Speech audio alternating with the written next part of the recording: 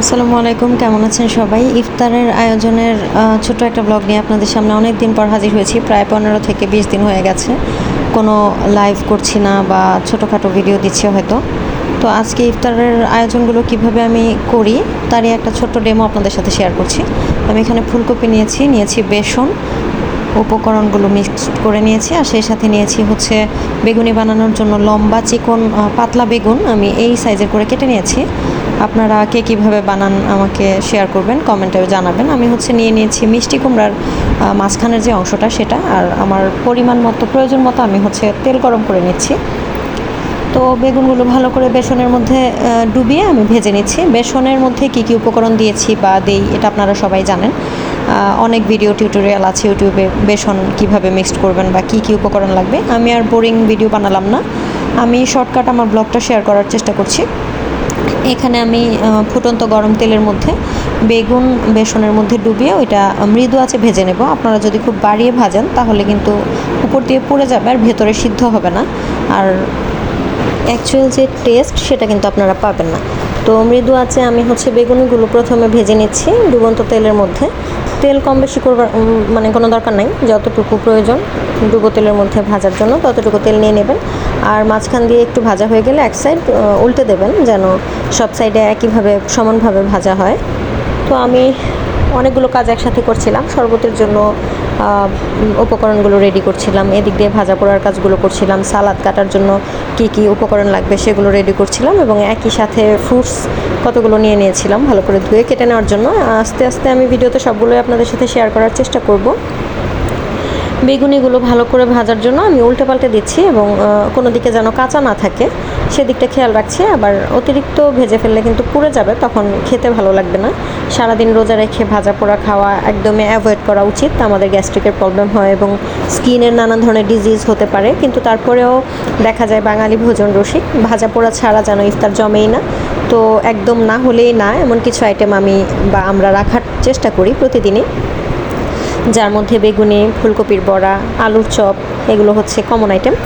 Anyway আমার বেগুনি ভাজা শেষ। এখন আমি এই তেলটার মধ্যেই অন্যান্য যে জিনিসগুলো রেডি করে রেখেছিলাম, যেমন ফুলকপি বেসন দিয়ে ডুবিয়ে আমি ভেজে নিচ্ছি একই পদ্ধতিতে। যেই ঘরের বাচ্চারা সবজি খেতে পছন্দ করে না তারা কিন্তু সকালের নাস্তা, বিকেলের নাস্তা অথবা ইফতার আইটেমের মধ্যে এই ধরনের আইটেম বা রেসিপি রাখতে পারেন। আপনারা আপনাদের বাচ্চাদের, কোমলমতি বাচ্চাদেরকে সুস্বাদু খাবার দেওয়ার জন্য এই ধরনের সবজি আইটেমগুলো যদি এইভাবে একটু অন্যরকমভাবে ভেজে দেন তাহলে মনে হয় তারা খুব ইজিলি খেয়ে ফেলবে। আমার ঘরে 2টা বাচ্চা আছে, একটা বাচ্চা তো দুধ খায় শুধু, আরেকটা বাচ্চা সবজি খেতেই চায় না, সে শুধু মাংস আর ডিম ছাড়া ভাত খেতে পছন্দ করে না। তো তাকে সবজি খাওয়ানোর বিভিন্ন পদ্ধতি অবলম্বন করার সময় আমার মাথায় নানান ধরনের বুদ্ধি আসে, তার মধ্যে এই সবজিটা এইভাবে খাওয়ানোর একটা বুদ্ধি ছিল অন্যতম একটা বুদ্ধি। তো ইফতারের সময়ও এই আইটেমটা মুড়ি ভর্তার সাথে মেখে খাইলে ভালোই লাগে, আপনারা খেয়ে দেখতে পারেন। বাচ্চাদেরকেও খাওয়ানো যায়, বড়দেরও খুব পছন্দের একটা আইটেম, যথেষ্ট পুষ্টিগুণ সমৃদ্ধ। তো ফুলকপিকে প্রথমে ভালো করে ধুয়ে বড় বড় করে কেটে নেবেন।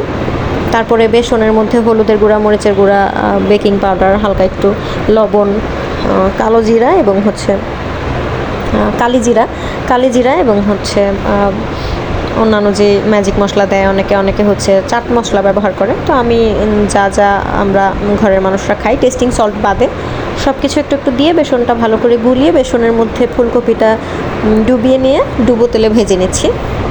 খুবই সহজ একটা রেসিপি, আপনারা যে কোনো সময় এটা বানিয়ে নাস্তার আইটেম হিসেবে খেতে পারেন বা পরিবেশন করতে পারেন। হুট করে মেহমান চলে আসলে মেহমানের জন্য পরিবেশনের জন্য এটা খুব ভালো একটা আইটেম। তো কথা বলতে বলতে আমার এগুলো এক সাইড হয়ে গেছে, আমি ভেজে নিয়েছি। ভাজা হতে হতে আমি চুলার আঁচটা একটু কমিয়ে দিয়ে সালাদ বানানোর জন্য অর্থাৎ সালাদ কাটার জন্য শসা, টমেটো, কাঁচামরিচ, পেঁয়াজ, আদা এবং ধনেপাতা, পুদিনা পাতাগুলো সব নিয়ে নিয়েছি। অফ ক্যামেরায় কিছু কেটেছি আর ভিডিও করতে ভুলে গিয়েছিলাম, মনে হওয়ার পরে আবার শসা টমেটোগুলোর ভিডিও আপনাদের সাথে শেয়ার করার জন্য ক্যামেরা অন করে ফেলেছি। এর মাঝখান দিয়ে আমি আবার চুলার আঁচটা একটু কমিয়ে নিয়েছি, আবার একটু নাড়াচাড়া করে দিয়েছি। শসাটা ভালো করে ধুয়ে ছিলে নেবেন, ভালো করে শসা ছিলা না হলে কিন্তু তিতা লাগে অনেক সময়, শসার খোসাটা একটু তিতা হয়। শসা প্রচুর পরিমাণে মিনারেলস এবং আমাদের যে পানি শূন্যতা বডিতে সেটার কিন্তু যে পানি শূন্যতা বা পানি স্বল্পতার পূরণের জন্য শসা কিন্তু খুব বেশি উপকারী।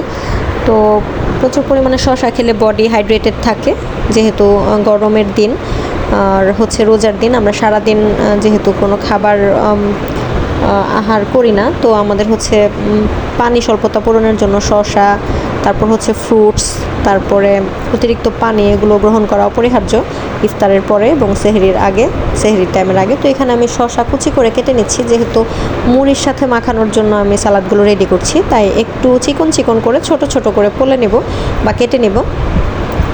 পোলাও, মাংস, বিরিয়ানির জন্য আমরা সাধারণত এরকম গোল করে কেটে নিই, আর মুড়ি ভর্তার জন্য একটু কুচি করে চিকি করে কেটে নেব। তো এই চিকিমিকি করে কেটে আমি হচ্ছে প্লেটের মধ্যে রেখে নিচ্ছি।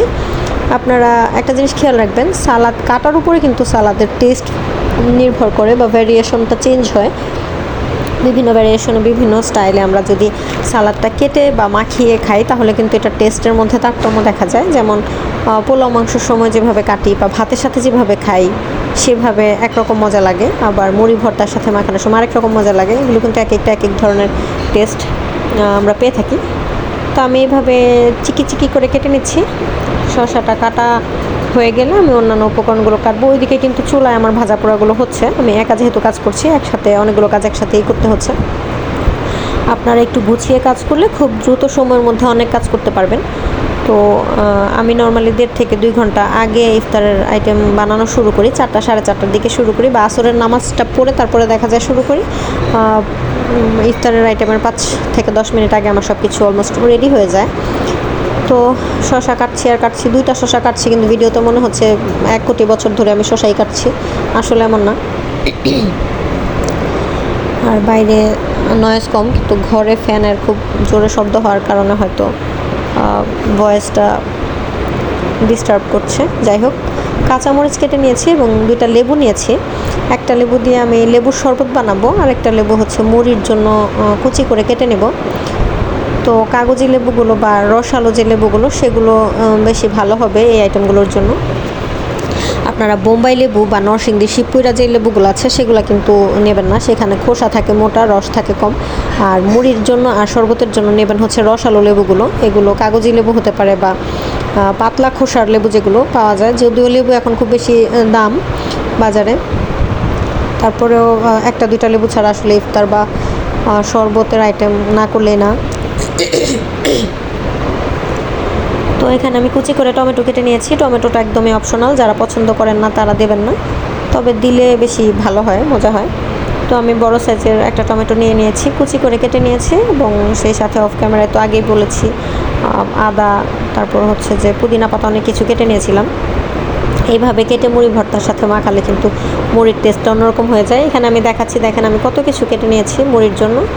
তো আমার মিষ্টি কুমড়ার যে আইটেমটা, সেটা ভাজা হচ্ছে। আমার ফুলকপি এবং বেগুনি ভাজা শেষ। ভাজাভাজি শেষের পরে আমি হচ্ছে ব্লেন্ডারে পুদিনা পাতা দিচ্ছি। এর আগে আমি লেবুর রস দিয়ে নিয়েছিলাম। 8 জনের জন্য আমি একটা আস্তা লেবু এবং হাফ চা চামচেরও কম বিট লবণ, এবং সেই সাথে পর্যাপ্ত পরিমাণে চিনি, হালকা একটু লবণ, সব কিছু দিয়ে আমি হচ্ছে আমার আজকের লেবুর শরবতটা তৈরি করব ব্লেন্ডারের মাধ্যমে। আপনারা কিন্তু 5 মিনিটের মধ্যে এই শরবতটা বানাতে পারেন। ইফতারের আইটেমের জন্য এই শরবতটা খুবই কমন এবং প্রয়োজনীয় একটা শরবত বলে আমি মনে করি। এখানে বিট লবণ দিচ্ছি, বিট লবণটা হাফ চা চামচের মতো পরিমাণ দিয়েছি। তো ক্যামেরাটা সেট করার জন্য মানে নির্দিষ্ট জায়গা পাচ্ছিলাম না ঠিক মতো, তো ক্যামেরাটা একটু দূরে রেখে নিয়েছি। এখন আমি লেবুর রস, চিনি, পুদিনা পাতা, লবণ এবং আর যা যা দিয়েছি সব কিছু দিয়ে, আপনারা তো ভিডিওতে দেখতেই পেয়েছেন, হাফ কাপের মতো পানি দিয়ে প্রথমে মিক্সড করে নিয়েছি হাই স্পিডে। ব্লেন্ডার 1 মিনিটের জন্য বা আধা মিনিটের মধ্যে হয়ে গেলে তো আরও ভালো।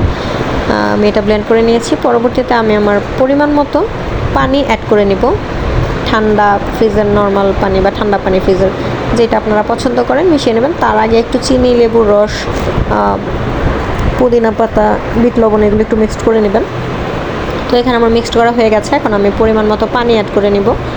আমার হচ্ছে 8 গ্লাসের মতো পানি লাগবে, অর্থাৎ 2 লিটারের মতো পানি আমি এখানে অ্যাড করে আমার শরবতটা তৈরি করে নিয়েছি। পুদিনা পাতার কারণে শরবতের কালারটা খুব সুন্দর হয়েছে। ফাইনাল একটা হাই স্পিডে একটা ব্লেন্ড করে নিয়েছি মিক্সড করার জন্য। তো তারপরে যেহেতু 2 ঘন্টার মতো সময় আছে ইফতারের, আমি এটাকে একটা 2 লিটারের বোতলের মধ্যে ভরে ফ্রিজে রেখে দেব ঠান্ডা হওয়ার জন্য। ইফতারের সময় আমরা ঠান্ডা শরবতটা খুব বেশি পছন্দ করি বাসার সবাই। তো এই হচ্ছে আমার শরবত রেডি হয়ে গেছে, আমার ভাজা পোড়াও রেডি হয়ে গেছে। এখন হচ্ছে আমি ফ্রুটস আইটেম নিয়ে কাজ করব। এখানে আমি বড় সাইজের বড়ই ধুয়ে নিয়েছি। একটা তরমুজের হাফ অংশ কালকের জন্য রেখে দেবো, আর হাফ হচ্ছে কেটে নেব। এটা সম্ভবত বাংলা লিঙ্ক তরমুজ বলে এটাকে। তো আমি ছুরি দিয়ে কাটাকাটি করতে বেশি পছন্দ করি, আমার কাছে এটা সহজ মনে হয়। তো হাফটার মতো আমি রেখে দিলাম, ঢেকে রাখবো যেন মাছি না ধরে। আর কাটার আগে অবশ্যই ভালো করে ধুয়ে নেবেন। ছুরি, চপিং বোর্ড এবং তরমুজ সব কিছু ভালো করে ধুয়ে আপনারা কিন্তু কাটা শুরু করবেন। কাটা খুব সহজ, যাদের কাছে কঠিন মনে হয় তারা একটু প্র্যাকটিস করবেন, তাহলে হয়ে যাবে। তরমুজ খুব জনপ্রিয় একটা ইফতার আইটেম বা ফল। সিজনাল ফলগুলো আসলে খাওয়া উচিত। তো আমি এখানে প্রথমে খোসাগুলো ছাড়িয়ে নিয়েছি এবং পরবর্তীতে এইভাবে উপর থেকে আলগা করে কেটে নিয়ে তারপরে এগুলোকে প্লেটের মধ্যে খুলে নিচ্ছি। এইভাবে করলে আমার মনে হয় খুব দ্রুত হয় এবং সহজে কাটা যায়। তো আপনারা যেভাবে পছন্দ করেন কাটতে কেটে নেবেন। অনেকে অনেক ডিজাইন করে কাটে, আমার মনে হয় এত ডিজাইন করার কোনো দরকার নেই, কারণ খেতে পারলেই হলো। আর ঘরের মানুষরাই খাবো, মেহমান আসলে হয়তো একটু সুন্দর করে কাটার একটা ব্যাপার স্যাপার থাকে। তো এখানে ঘরের মানুষের জন্য এত সুন্দর করে কাটার কিছু নাই। তো আমি খোসার উপরে রেখে এটা কেটে নিয়েছি। আপনারা বটি দিয়ে কাটলে আলাদা করে টুকরা করে নেবেন। আমি ছুরি দিয়ে কাটছি দেখে প্রথমে টুকরা করে নেই, বড় অংশটা থেকেই আমি কেটে আলগা করে নিচ্ছি। তরমুজটা খুব ভালো ছিল, কালারটাও খুব সুন্দর ছিল এবং যথেষ্ট মিষ্টি ছিল। এটা দিয়ে জুস বানালে খুব ভালো হতো, কিন্তু আজকে আস্তেই রেখেছি। তো জুস বানাতে হলে আবার আপনাদের হচ্ছে বিচিগুলো আলাদা করে এটাকে ব্লেন্ড করে নিতে হবে। আমি আরেকটা জুস তৈরি করছি, সেটা হচ্ছে টেস্ট মি, একটা ট্যাংয়ের ম্যাঙ্গো ফ্লেভারের ট্যাংয়ের মতো একটা মিনি প্যাক পাওয়া যায় দোকানে। এটা দিয়ে আমি হচ্ছে একটা শরবত বানানো ট্রাই করছি। 2 ধরনের শরবত ছাড়া আসলে ইফতারে মনে হয় পিপাসা মেটে না। তো আমি ট্যাং, চিনি এবং হালকা একটু লেবুর রস দিয়ে নিয়েছি, 1 থেকে 2 পিসের মতো দিয়ে আমি প্রথমে আগে চিনিটা গলিয়ে নেব ব্লেন্ড করে। হাই স্পিডে 1 মিনিটের মতো আমি ব্লেন্ড করে হালকা একটু পানি দিয়ে নিয়েছিলাম। তারপর হচ্ছে আবার আগের মতো পরিমাণ মতো পানি দিয়ে আমি আমার জুসটা রেডি করে এটাকেও বোতলের মধ্যে ভরে আমি ফ্রিজে রেখে দেবো।